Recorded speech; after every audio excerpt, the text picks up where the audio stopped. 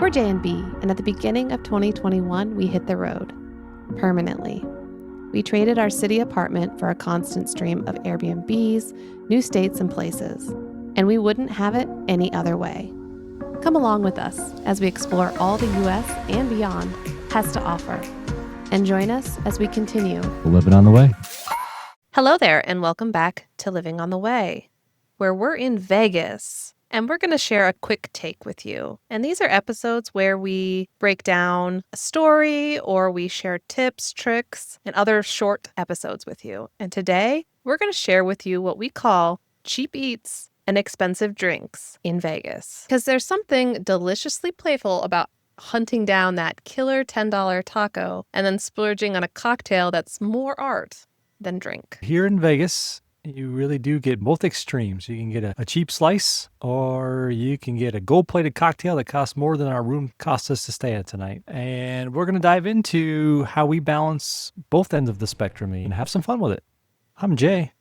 And I'm B, and over the last several years, we've over time started this new tradition, which we call cheap eats and expensive drinks. And it's really a Vegas hopping adventure. So we don't just stay at one place. We kind of hop around, make a little plan, and It'll be tasty. But let's get started with the cheap eats portion. You do need to know where to look. It's not as easy as it used to be, but Vegas has no shortage of budget-friendly spots. so our favorite spot that we actually go to on several occasions, especially when we're staying in the middle of the strip, is Secret Pizza. And that's at the Cosmo Hotel and Casino. And I found it when Cosmo first opened. I remember seeing, I don't remember if it's a blog or if I stumbled across it by randomly, but this was a long time ago. It's actually this little speakeasy pizza place. And so the prices have gone up slightly since opening, but they're still actually cheaper than other slices on the strip. So it has a cheap slice that's actually really quality food and cheap wine and beer and other things if that's what you're looking for. Yeah, and they're open late into the night. So if you have a craving at 3 a.m., 4 a.m., they got a slice for you. And another option, we head to the Peppermill. It's right across the street from Resorts World, which is where we're taping this from. If you're watching this on the video, you can see our view from our room. And this diner, this Peppermill diner, is a 70s, 80s-tastic diner. We especially like to go during happy hour. Yeah, happy hours from 3 to 6 p.m. every day. And while the food's fairly basic, they have the giant chicken fingers for, I think it was $10. And they have the quesadillas. But yeah, definitely a lot on happy hour there. They also have happy hour drinks if you want to get started there with drinks and food. Yeah, and if you're doing just drinks, you can hang out in their lounge area too. You get the discounted drinks there. They have a very cool 1980s vibing lounge right next to the dining room. It's called the Fireside Lounge. So this quirky place is one of our favorites. We take all our friends there just to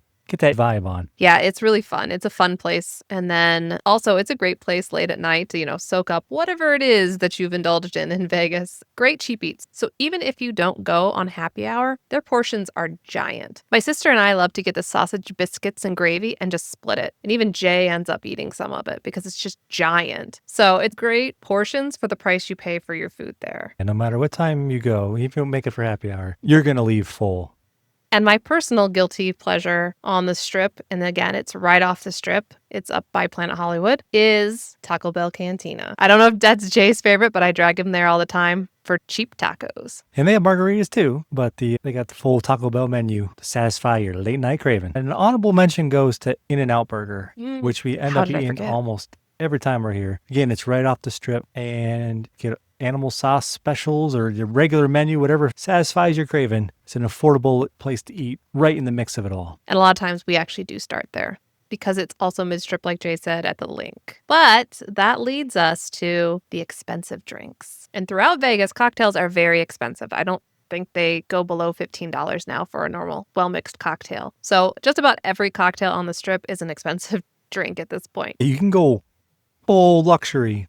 But for us, it's not that we're looking for the most expensive drink. We're looking to pay a lot of money for a basic cocktail at a basic bar. We're looking for a little flair, a little interest of the bar and the drink. Right, it's entertainment. So we get our cheap eats and then we can be entertained. So we're not at the level of the $10,000 drink. But we are looking usually for Insta-worthy cocktails or maybe visit a new, more expensive restaurant that we've never been to and that maybe we'll have that experience at that restaurant, but let's sit at the bar and have a cocktail there. For example, last year we bellied up to a bar at the Bellagio, and it was the Mayfair Supper Club, which is a top-end restaurant, and prices to back it up. But the bar out front, It's a beautifully designed mermaid-style bar. another favorite type of expensive drink venue that we like to visit, which are the speakeasies. And Vegas has plenty of those to choose from. Just Google it. And we've been to several of them, quite a few of them actually. So if you would like an episode dedicated to exploring them or getting our takes on them, drop in a comment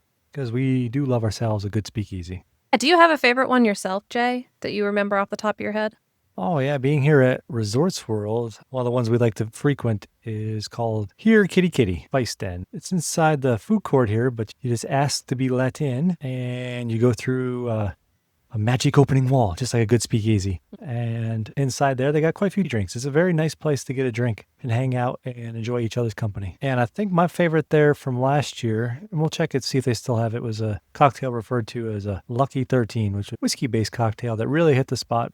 Yeah, and on this trip, we're actually going to be following a theme, and at least with our expensive drinks. And we're going to stick to tiki drinks. So Vegas has several, and while we've tried a few of them, they're not always the craziest priced, but they do start at $15 to $20. And they also have shareable drinks, which push them over into the expensive drink side of things.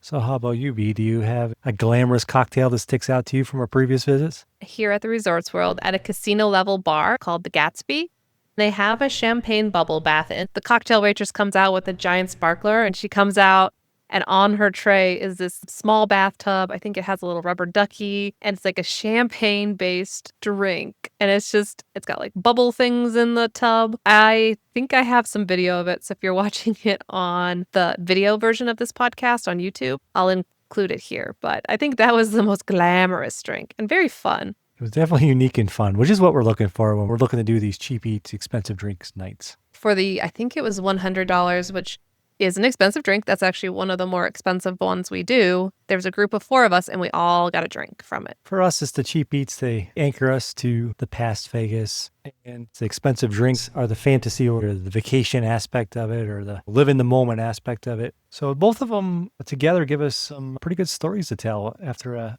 day and night of hopping around doing both of those. Right. And this is a city that entertains you. And I think being able to be entertained by what you're doing as far as eating and drinking and not just going somewhere to eat because you have to or go somewhere for drinks and not enjoy the price you're paying for your cocktails. We don't always swing for those 60, 70, 80, $100 cocktails. We'll stick in the 18 to 25 range, maybe sometimes 30. But then we don't feel as bad if 1, we get something we don't like, even though it was really fun and enjoyable. And 2, we can feel a little less guilty about having more than one expensive drink because we balanced it with a cheap dinner and multiple dinners because by that time we've had multiple foods.